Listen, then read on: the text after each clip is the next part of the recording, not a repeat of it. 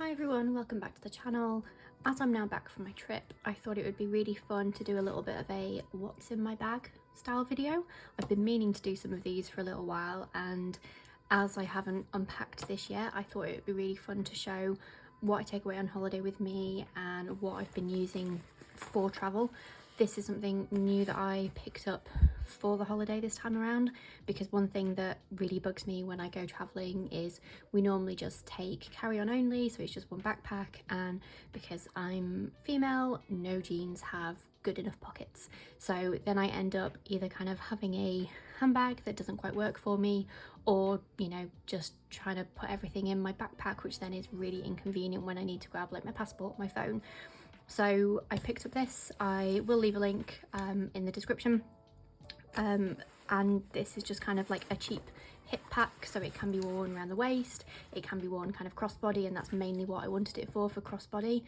And yeah, it was just kind of a cheap one to kind of try and see whether I liked the style. I've not really had a bag like this before, and I didn't want to go and spend a load of money because there's a lot of really nice ones that are a lot more expensive, and didn't want to drop a load of cash if I started wearing it and realised that I don't like it. The good news is I absolutely love it, and actually when I was away I went and bought the Uniqlo one that looks like a banana. Like, I literally got it in yellow because, love yellow, but it's a bigger size than this, so I feel like I've had like a good intro. I like the style, I like wearing it crossbody, it's perfect for traveling, it doesn't get in the way, it puts everything in a close location that is easy to grab when I need it. The clip is also closer to the bag, because that was one thing that I noticed with a lot of these kind of style of bags, is that the clip was sometimes kind of at the back, which from a safety perspective I didn't like, because I didn't like the fact that someone could really easily clip it off, whereas here it's close to me so no one can get into it or grab it. Perfect for travel, perfect for gigs as well actually, so secondary use for it. But yeah, so I've just come back from holiday, a week away, backpacking. I use this both kind of the actual airport travel, but also just the day-to-day walking around the city.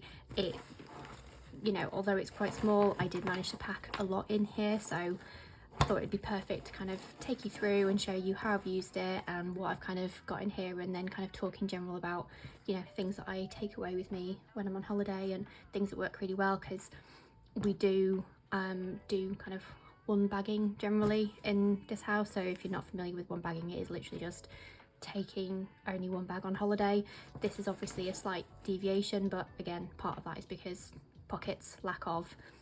My boyfriend can pack all of his useful things in his pockets, I can't do that, so I do need a slightly kind of a slight deviation from the one bag. But generally when we go on holiday, unless it's somewhere big like when we went to Australia and when we go to Japan, we do just do carry on only because it's a lot quicker. So I do have a lot of kind of I suppose space saving things that I use, which I'll talk about because some of them are in here.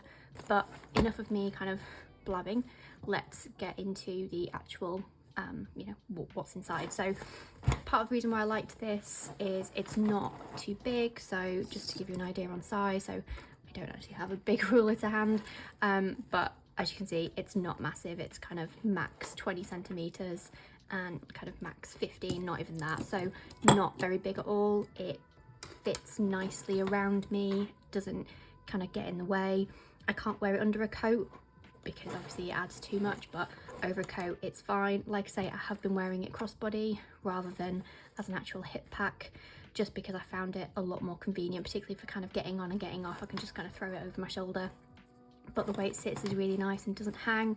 There's a lot of strap to play with, so you can make it extremely comfortable. I also bought this because of the amount of pockets, so there is a back pocket here which is perfect for phone or passport, or something that you need to grab quickly. What I found when I was away is that this was a really good pocket for any tram tickets or hotel card key, because then it was kept close to me, easy to hand. I didn't have to then route through kind of the main bag to get something that I would need quickly when going through like a train station. Could just quickly grab the ticket, off you go. It's a good size, as you can see. The only thing that I did find is that the more I kind of put in the main bit, I was restricted in terms of, so if this bit was full, putting my phone in here was sometimes difficult just because of the you know, the style of the pocket and the way it kind of was very flush. It didn't really have its own gusset, so it would, you know, things would get kind of trapped in there. But then alongside that, you then have this main full pocket, which then does have a load of other pockets inside. So you have the kind of main section, you then have this kind of back section here, and then a couple of kind of smaller pockets here. I love being able to kind of divide things up in my bags and have different sections, A, so that things are a bit organized, and B, so I can usually grab things quicker. To go through kind of what's in where, so the main pocket housed my TN, so I did do a full setup video on this, which I will leave a link to just in case you missed it or want to watch it. So I won't go into too much detail around kind of my setup for this because it would just be duplication, but this is basically my purse. It holds my passport, it holds my planner, and it also holds kind of all ephemera and things needed for scrapbooking the trip, and obviously a pen. So everything in here, keeping it nice and efficient and slimmed down. This is just a passport size. This isn't my EDC anymore, but I absolutely love it for travel because it ticks all the boxes and fits everything perfectly. So that's generally what I kept in the main pocket, along with my phone, and these two fit in here absolutely fine. Like I say, it just meant that I couldn't fit much in the back pocket, but I did find the back pocket to be much better for just hotel key card, tram ticket, or whatever kind of, you know, ticket that I needed. And that was it for there. In the back pockets is kind of where I just carried my kind of day-to-day toiletry things. So mini hand cream is a must for me. We were traveling to Oslo and Amsterdam, so it was very cold and dry in Oslo, so definitely needed the hand cream.